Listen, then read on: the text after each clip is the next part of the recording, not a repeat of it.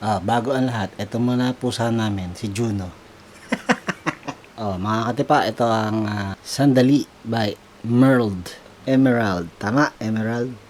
Chords lang ito ha, chords. Tsaka maunti lang ang pag-aaralan nyo rito. So, start na tayo. Mag-gitara tayo lahat, mag-gitara. Una-una, B, punk, B flat, E flat minor, F sharp, and then C sharp. So, ulitin natin para makita mo yung paglipat. So, B, 1 and 2 and 3 and B flat 2 and 3 and 4 and E flat minor, F sharp, C sharp. Nagets mo? So, kung i-strumming ko ng dire-diretso para magets mo talaga yung paglipat.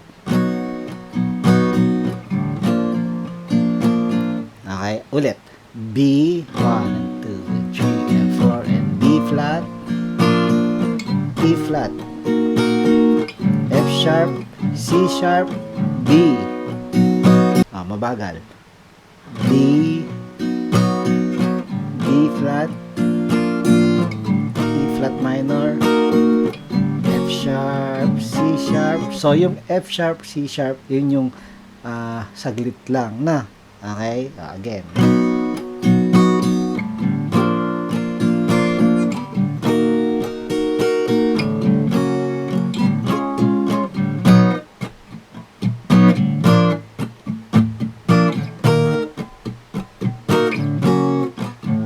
So, ganun. Pag nasanay kayo sa strumming yan, down, up, down, up, down, up, down, up, magigets mo yung biglang ibabagsak mo na yung tunog. I-accent mo na yung chord.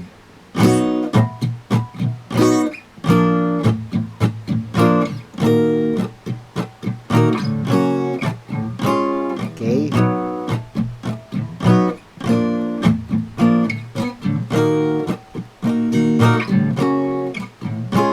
So, dapat nagsasanay ka ng dire-diretsong strumming.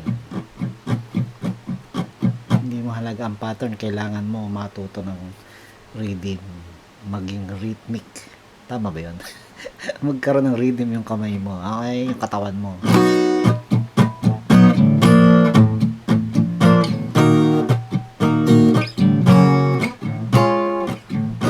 And hindi pa tayo dyan nagtatapos, katipa. Meron pang isa.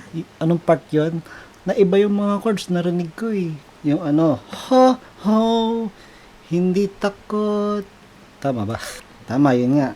Ho, ho. Sa una, ganun pa rin. B, ho, hindi takot. Tapos E flat minor, matagal. Biglang F sharp, nawala ang C sharp. So, yun. Okay? Medyo nababad yung E flat minor. Again, ho, ho, B, B flat, tapos E flat minor.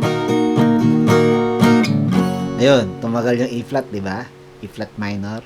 Ganon. Again, B, 1 and 2 and 1 and 2 and 1 and 2 and 3 and F sharp.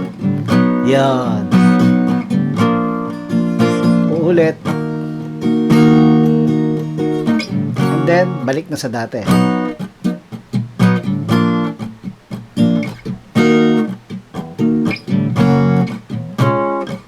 And then, that's it.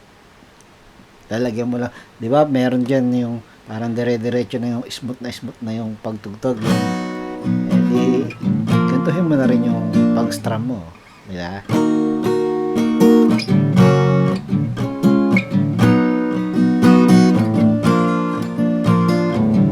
Alright? Yeah. Sandali. Merled. Paring dun here. Up here.